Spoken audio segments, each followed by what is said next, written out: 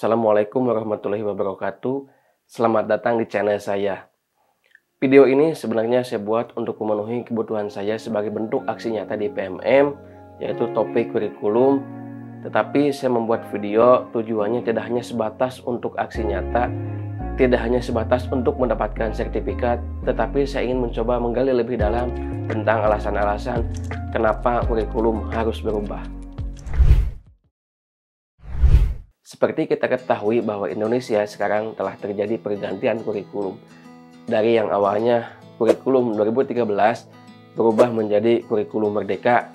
Nah, kurikulum merdeka ini telah digunakan di Indonesia secara bertahap setidaknya 2 tahun terakhir.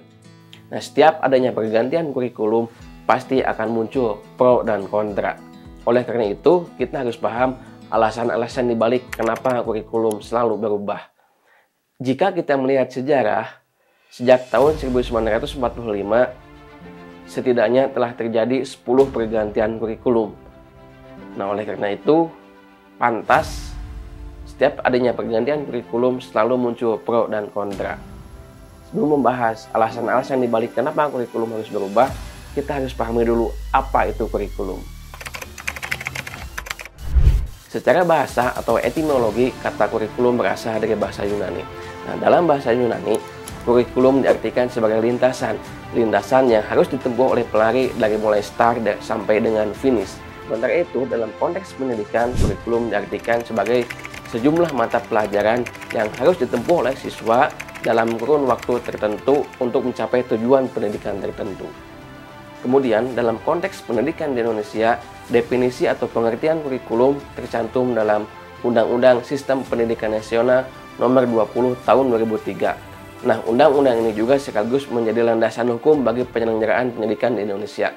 Dalam Undang-Undang Sisdiknas Nomor 20 Tahun 2003 menyebutkan bahwa kurikulum adalah seperangkat rencana dan pengaturan mengenai tujuan, isi dan bahan pelajaran, serta cara yang digunakan sebagai pedoman penyelenggaraan kegiatan pembelajaran untuk mencapai tujuan pendidikan tertentu.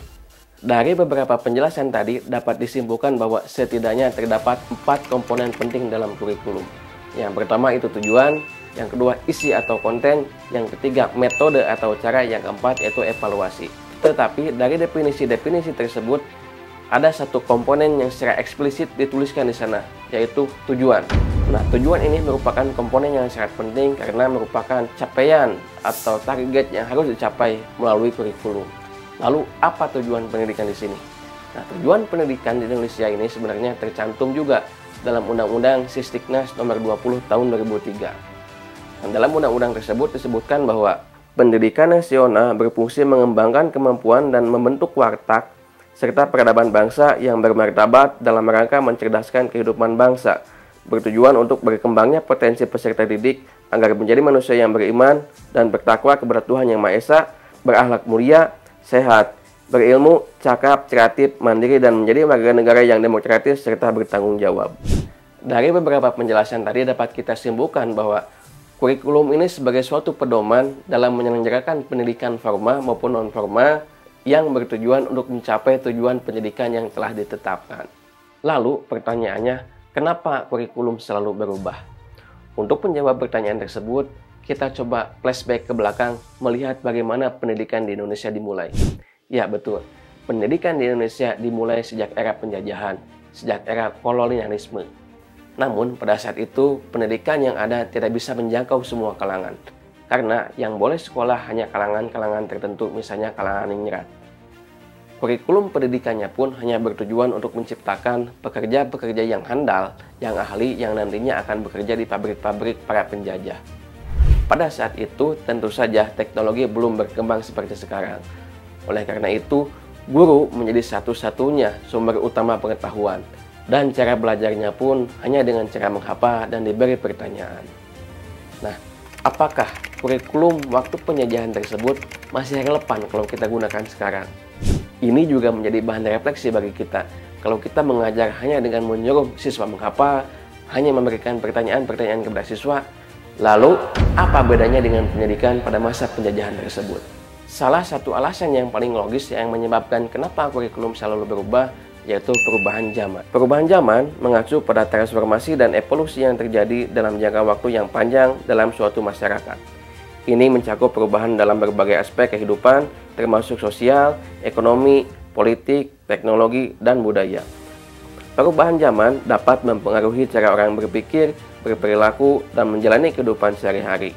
Saya yakin semua pasti sepakat bahwa dunia terus berubah, waktu terus berganti, zaman juga terus berganti. Kalau kita melihat sejarah, ada yang namanya zaman prasejarah, sampai dengan zaman sekarang di era modern, bahkan sering kita menyebutnya dengan istilah revolusi industri.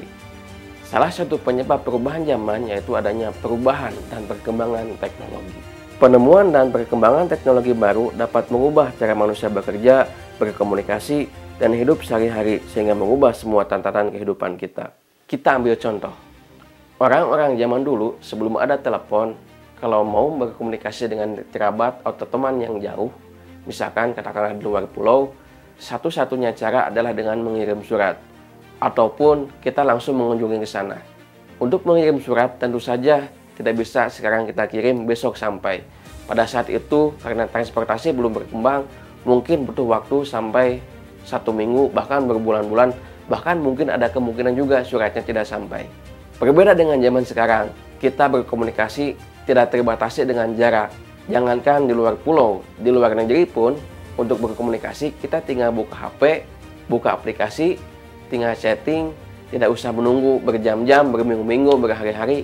Detik itu pun juga asalkan ada sinyal, pesannya bisa tersampaikan.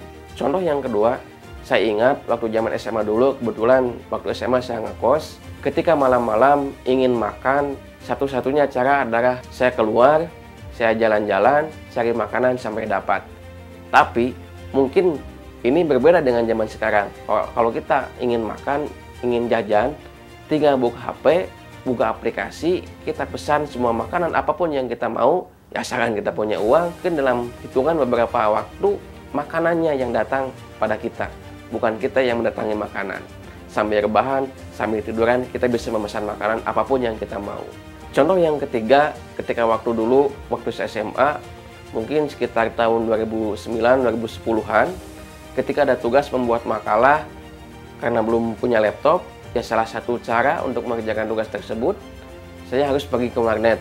Duduk di warnet, duduk di depan meja, lalu saya mengetik. Tapi sekarang, kita bisa mengerjakan tugas dimanapun asal kita punya laptop, bahkan dari HP pun bisa kita mengerjakan tugas. Ini mungkin suatu hal yang tidak mungkin bisa kita lakukan pada zaman dulu. Dari ketiga contoh tersebut, memang sepertinya teknologi sangat membantu kita, sangat meringankan pekerjaan-pekerjaan kita. Tetapi di balik itu semua, tanpa kita sadari, akan memunculkan kebiasaan-kebiasaan baru yang nantinya akan menjadi karakter-karakter baru.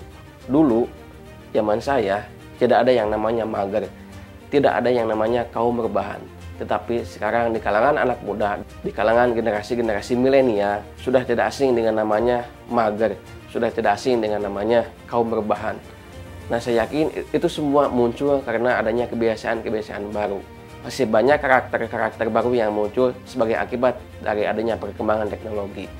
Nah, pemerintah mencoba menyikapinya dengan membuat kurikulum atau menyesuaikan kurikulum sesuai dengan yang dibutuhkan. Alasan selanjutnya kenapa kurikulum harus berubah, yaitu tuntutan dunia kerja. Seiring dengan berkembangnya teknologi, banyak pekerjaan-pekerjaan lama yang telah digantikan oleh mesin.